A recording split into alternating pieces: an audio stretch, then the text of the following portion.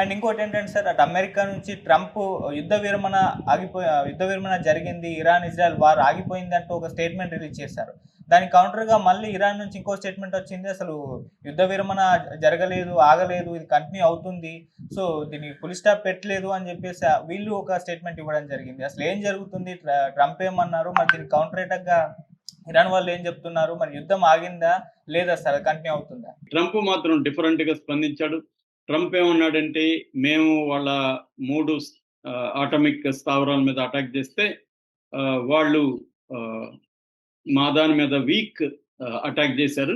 మేము మొత్తం ట్రంప్ ఏం చెప్పాడంటే, మొత్తం 14 మిసైల్స్ వచ్చినాయి. అందులో 13 కొట్టేసాం. ఒకటి మేమే వదిలేసాం. ఎందుకంటే అది హార్మ్‌ఫుల్ కాదు మాకు అనేది ట్రంప్ ట్వీట్ చేశాడు. దాని తర్వాత ఇప్పటికైనా మా మీద హేట్ పోయి శాంతికి వస్తుందని ఆశిస్తున్నాం అని ఫస్ట్ చేశాడు. దాని తర్వాత ఇరాన్‌కి థ్యాంక్స్ కూడా చెప్పాడు. ఎందుకంటే మాకు ముందే చెప్పింది ఇరాను, వేయక ముందే మాకు చెప్పింది. అందువల్ల మేము ఖాళీ చేయగలిగాం. మాకు ప్రాణ నష్టం తప్పింది. అందుకని ఇరాన్‌కి నేను థ్యాంక్స్ చెప్తున్నానని చెప్పాడు. ఆ తర్వాత కంగ్రాట్స్ ద వరల్డ్ అన్నాడు. ప్రపంచానికి కంగ్రాట్స్ చెప్తున్నాను. ఎందుకంటే యుద్ధం ఆగిపోయింది. సో 2 దేశాలు కూడా ఇరాన్ ముందుగా చొరవ తీసుకుంటుంది. ఆ తర్వాత నేను ఎంకరేజ్ చేస్తున్నాను ఇజ్రాయెల్‌ని కూడా చొరవ తీసుకోమని. ఈ 2 దేశాలు కలిసి కూల్ డౌన్ అవ్వడానికి వూండ్ డౌన్ అన్నాడు. అంటే గాయాల్లోంచి కోలుకోవడానికి ఫైనల్ మిషన్స్‌ని విత్‌డ్రా చేసుకోవడానికి కూడా టైం పడుతది. సో మొత్తంగా 24 అవర్స్‌లో అఫీషియల్ డిక్లరేషన్ వస్తుంది అని చెప్పాడు. తర్వాత ఆయనే మళ్ళీ లేటెస్ట్ ట్వీట్‌లో అబ్సల్యూట్‌గా కంప్లీట్‌గా సీజ్ ఫైర్ అయిపోయినాయి, 2 దేశాలు విరమించుకుంటున్నాయి అని చెప్పేశాడు.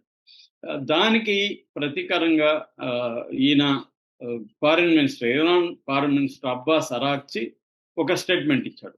అదేమంటే, యుద్ధం అసలు ఆగలేదు, మేము ఇజ్రాయెల్ మా మీద అటాక్ చేసేంత వరకు మేము ఆపము.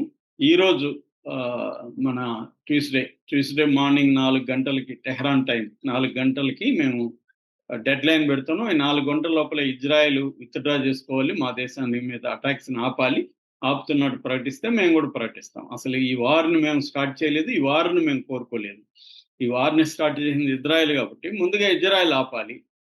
ఇజ్రాయెల్ ఆపితే మేము ఆటోమేటిక్‌గా ఆపేస్తాం అనేది అరాగ్చి చెప్పాడు. ఇజ్రాయెల్ దీని మీద ఇంకా స్పందించలేదు. కానీ ఓవరాల్‌గా అందరూ అనుకుంటుండేదైతే ట్రంప్‌ని ధిక్కరించి ఇప్పుడు ఇజ్రాయెల్ కూడా పోరాడే ఇది లేదు. ఎందుకంటే ఇజ్రాయెల్‌కి సంబంధించిన టోటల్ డిఫెన్స్‌లో 70% అమెరికా నుంచే వస్తుంది వాళ్ళకి. మిగతా 30% ఇటలీ, జర్మనీ, ఫ్రాన్స్ ఇలాంటి దేశాల నుంచి వస్తుంది కాబట్టి వాటిని ధిక్కరించి ఇజ్రాయెల్ పోరాడే పరిస్థితి లేదు. ట్రంప్ అమెరికా అండ లేకుండా ఇజ్రాయెల్ ఎప్పుడు కూడా ఈ దేశాల మీద ఫైట్ చేసేంత సీను ఇజ్రాయెల్‌కి లేదు. ఆ దేశ జనాభా 1 కోటి లోపలే ఉన్న జనాభా.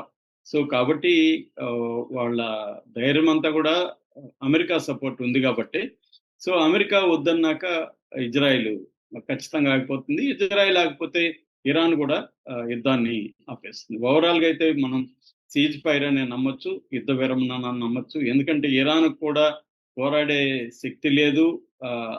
ఏ రకంగా కూడా నిన్న కూడా నేను చెప్పాను, సరెండర్ అయిపోయింది ఇరాన్ అని నిన్ననే నేను చెప్పాను. అదే జరుగుతుంది. ఎందుకంటే ముందుగా చెప్పి ఖాళీ జాగా మీద ఏసేసి వచ్చారు వీళ్ళు కూడా, ఇరానోళ్ళు. ముందుగా ఎవరైనా చెప్తారా? నిన్నొచ్చి కొడతాను నేను, నువ్వు ఎక్కడికైనా వెళ్ళిపో, నీ ఇంటి మీద వచ్చి నేను అటాక్ చేస్తాను అన్నట్టుగా ఉండేది. సో ఎప్పుడైనా యుద్ధం అంటే సర్ప్రైజ్ అటాక్ ఉండాలి. ఇది ముందుగా వాళ్ళకి ఇన్ఫార్మ్ చేసి మేము వస్తున్నామంటే వాళ్ళన్నీ రెడీ చేసుకొని, ఖాళీ చేసుకొని ఉంటే వాళ్ళు వెళ్ళారు. సో ఇదొక కామెడీ ఆఫ్